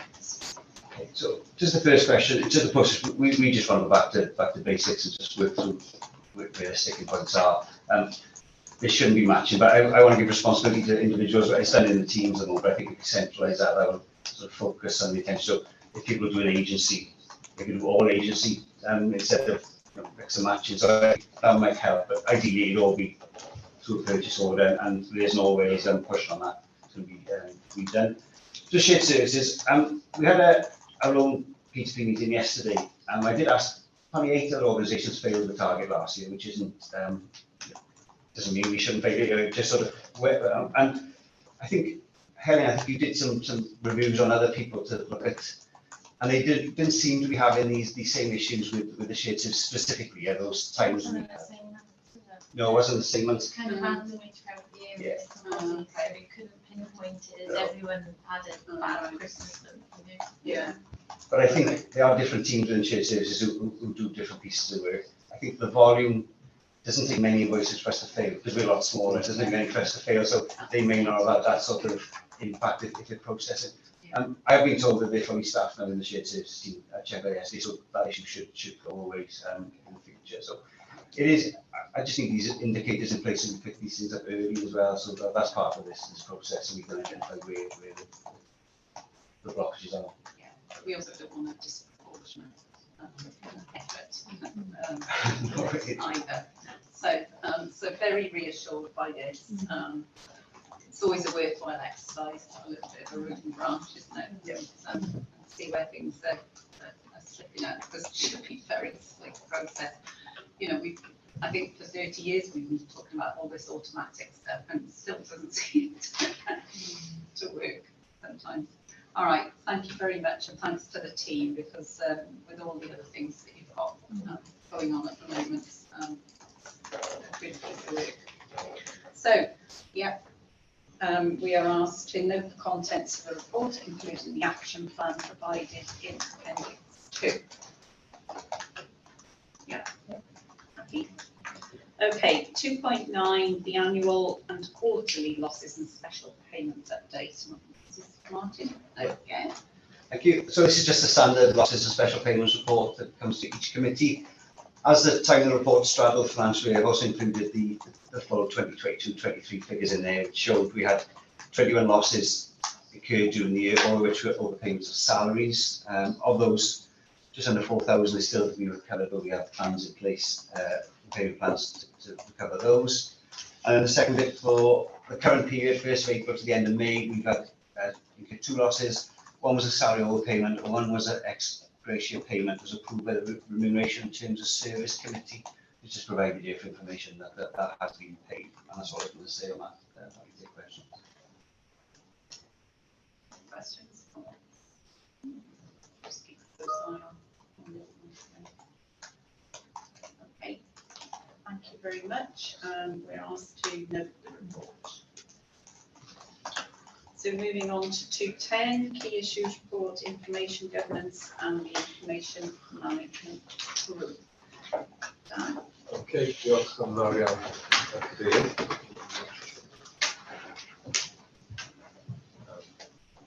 Felly, papur yw nodi ers y crwydr I hon. Difyn y papur wedi crynhoi a rhoi diweddariad i'r pwyllgor o ran y gwaith ymwneud gan y grŵp Llwyddiant Gwybodaeth a rheoli gwybodaeth ar yr ail bymtheg o Mehefin. O ran eich apwyntiau, prif bethau i'w pwysleisio, nodwyd bod 8 toriad diogelwch data wedi digwydd dros y cyfnod, ond bod dim un ohonyn nhw yn fater o'r angen ei adrodd i'r Comisiynydd Gwybodaeth. O ran ystyr y grŵp hefyd, becyn cymorth IG toolkit, ac wrth gwrs mae hynny wedi cael ei ystyried yn barod gan y pwyllgor. Derbynwyd adroddiad a cydymffurfiaeth agig gyda hyfforddiant gorfodol, ac yn braf gallu nodi bod ni wedi gallu adrodd bod 86% y staff wedi gallu cymryd rhan o'r hyfforddiant gorfodol, a mae hyn yn dibynnu uwch na'r nod o 75% sydd yn cael ei nodi gan y cyfnod pecyn gwybodaeth. Felly, papur i'w nodi ydy hon sydd yn cwestiwn actif.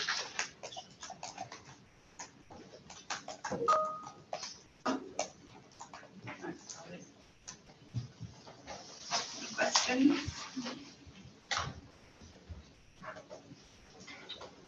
One. I have 2 quick things. The first is we've spoken, I think, at the audit committee before about actions from the information governance meetings in terms of timings. Perhaps we could have a refocus on the sort of so what of the discussions and what that means and what's going to happen, to just sharpening up a little bit in terms of timings. And the second question, I suppose, is that more breaches than usual between March and June? I remember seeing that many before. The problem is I don't recall being that high. They do get to be quite low issues. From memory, they're 7 to the wrong individual. So that we do assess whether they need to be reported to the ICO. Okay, and obviously pleased that the percentage in terms of mandatory training has gone up from the 75%, which the audit committee commented on previously. Yeah. So that's really good news. Great to be recording 86%, and also that the team are proactively targeting teams that are lower than 85%, which is going way ahead of what is actually required. So that's very impressive. Hand on the shoulder. Yeah. Okay, that's really good. So well done to everybody who's involved in that, and it's really good news. So thanks, David.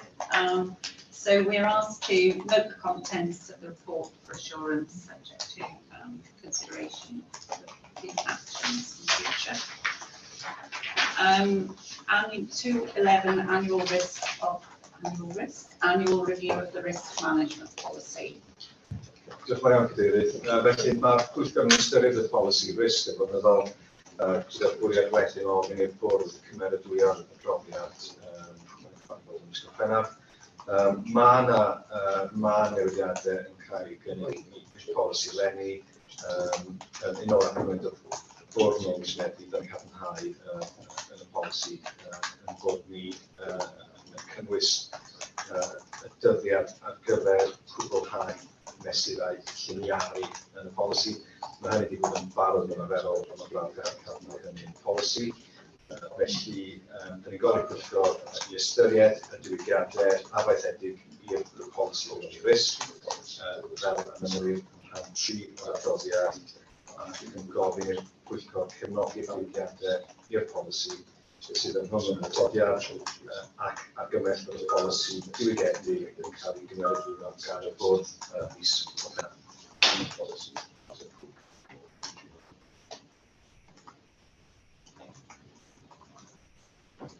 Thanks, David. Comments, questions?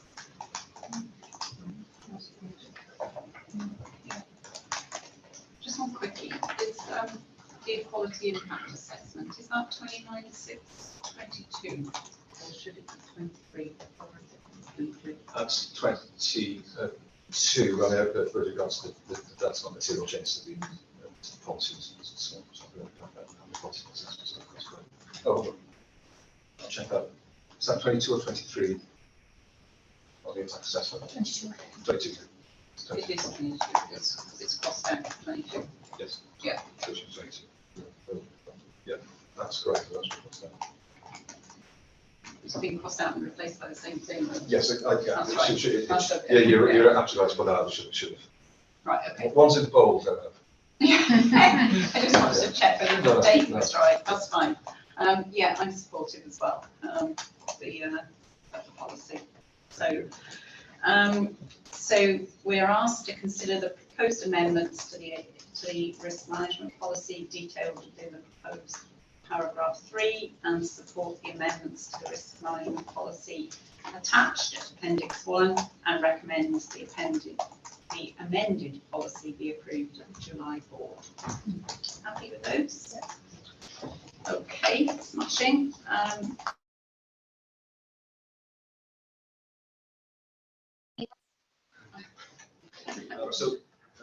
So we will be looking into the links, just that to the committee.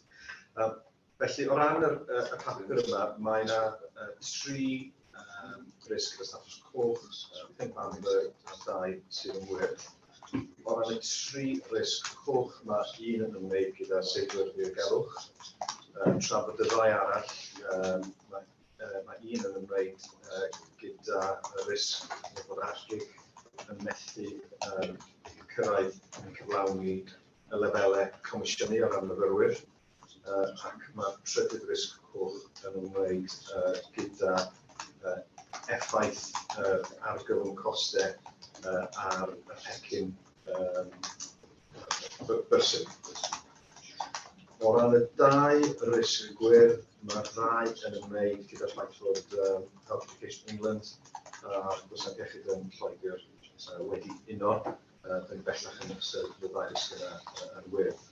A felly, da ni'n gofyn i'r pwyllgor nodi'r adroddiad, ond hefyd i gwybodwyo bod yn tynnu y 2 risg werth o fian gofrestr ysgolion.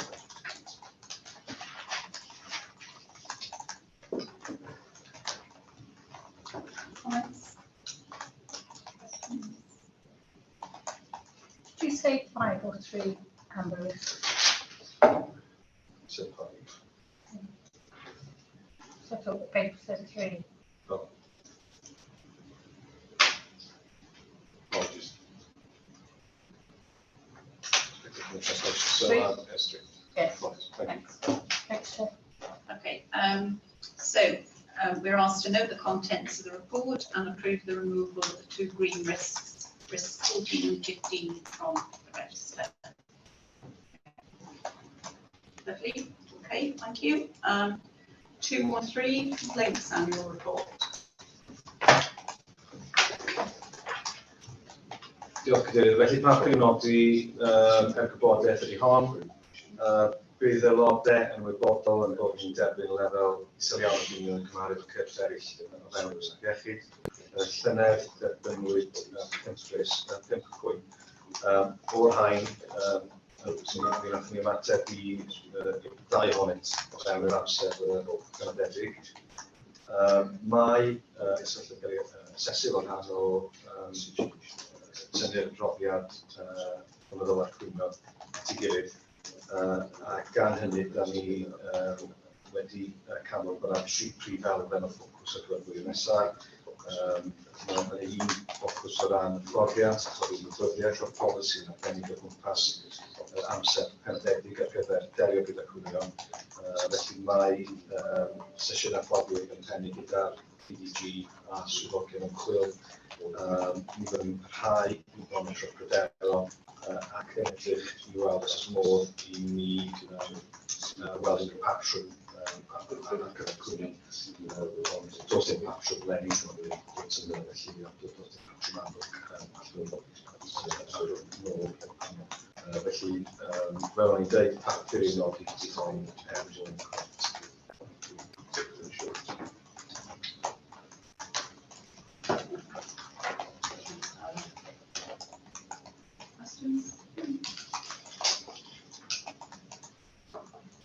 Now, did I understand that correctly? There were 5, but we only responded to 2. within the time. Obviously we're looking at that. We think that we haven't looked at that. It's disappointing. We do feel that there's a lack of awareness in terms of the process. I mean, part of the problem is that we've got so few complaints that that knowledge isn't there. But we need to. That's not an excuse. We need to kind of focus on training in those areas, and we have got those meetings in the diary to make sure that people are aware of the deadlines and the correct procedures. So I know we're in open session, so I don't want to, I thought, though, correct me if I'm wrong, I thought those delays were due to something we were advised in that, so that's why I didn't question that. But if that's different, it'd be helpful to have an explanation, which is why I understood there was a delay, so I've cross-referenced that information. So we'll probably take that in close, please. Yeah. Well, I don't need to, if you can put it in, that's maybe. I've raised just exactly the same point around, sort of how far away with the target. I know it's a small number we've not identified because of that, but it would be still useful to know the amount of time you could do this a day, a week, 3 months, how far out were they coming from that target. But one was considerable, it was just missed completely. Did the complainants, any of them complain again? That makes sense. I'll take that question in closed. Okay, yeah, that's perfect, yeah. Bring it back to the AOB close. Okay, so the committee are asked to note the contents of the report. Happy? Yeah. 214 Committee Self-Assessment Action Plan.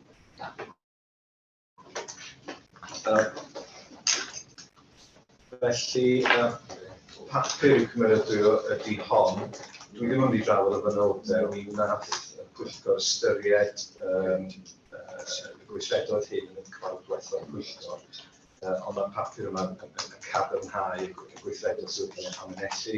Felly bydd aelod yn gwybod bod ni eisiau wedi pwyntio i'r ychwanegol i'r swyddfa chwilio.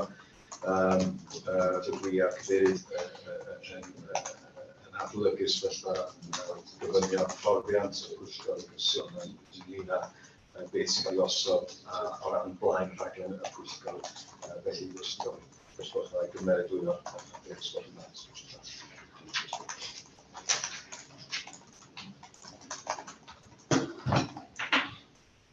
Questions? Comments? Right, thanks for doing this. David and the team. I think it just sort of squares the circle, doesn't it, in many respects, and gives us a platform for going forward. So really pleased to see it, and thanks for putting it together. We're asked to approve the Audit and Assurance Committee Self-Assessment Action Plan. Happy to do that? Good. Okay, so moving on to part 3 for information. 3.1, the internal audit management response times. Do you want to say anything on this? Diolch Cadeirydd. Felly y cefndir I hwn ydy nôl mewn mis Chwefror Mawrth mi oedd amser oedd ymateb yn goch. Dwi'n dweud bod roedd hynny yn adlwch I sefyllfa ar y pryd. Ers hynny, da ni wedi ymateb draw y tîm reoli o fewn amser adroddiadau. Byddwch gweld bod hwn bellach wedi mathu 7 allan o 10 adroddiad mewn amser sy'n golygu bod ni'n cael yn asesu'n gwyrth bellach. Felly, un wers defnyddiol iawn o ran edrych I fewn mater fi'n marw oedd bod yna diffyg ymwybyddiaeth ymysg y staff agig o ran be ni'n oedd yr amser ymateb. A beth sydd yn ddefnyddiol iawn ydy bod y tîm mewnol wedi cytuno rwan pan maen nhw yn cyhoeddi drafft terfynol maen nhw bwysleisio yn yr e-bost bod yna amserlen clir o ran ar gyfer mater. A felly, gan hynny, da ni'n teimlo bod nhw'n cynsylltu yn dyfodol yn parhau.